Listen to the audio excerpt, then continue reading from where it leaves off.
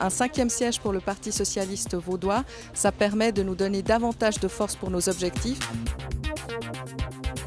Les priorités pour le Parti socialiste vaudois, elles sont limpides. D'abord, un renforcement du pouvoir d'achat avec la question des primes d'assurance maladie, la question aussi des biens de consommation durable qui deviennent de plus en plus lourds dans les budgets des ménages. Et puis deux, un investissement massif dans les transports.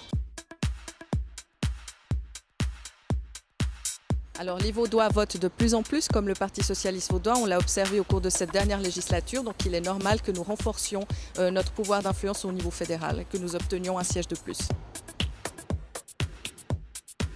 Je crois qu'il est important que le PS soit représenté en nombre au Parlement, puisqu'on l'a vu sur les dossiers sociaux, d'assurance sociale, que ce soit sur l'AI, sur la LPP, sur l'assurance chômage, où malheureusement on a quand même perdu en votation.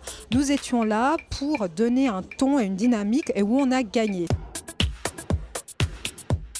Il faut savoir qu'aujourd'hui, la démocratie est quelque peu biaisée. C'est magnifique, on l'aime tous, mais à cause du poids des lobbies au Parlement, il y a des décisions qui se prennent non plus pour l'intérêt général, mais notamment pour les assureurs. Autrement dit, le financement des partis doit être rendu transparent, accessible, parce qu'on doit savoir qui paye les partis et pour quels intérêts.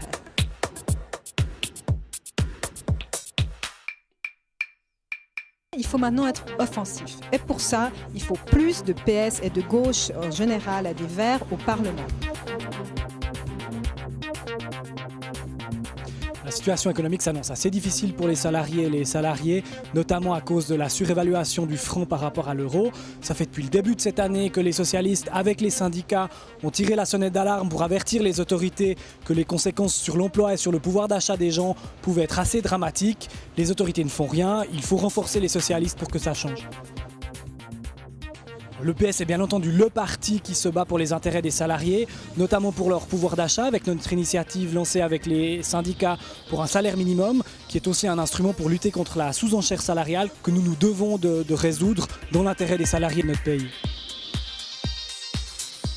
Alors les assurances sociales restent plus que jamais nécessaires pour qu'en cas de coup dur, en cas de crise économique, les salariés et les salariés ne payent pas la facture.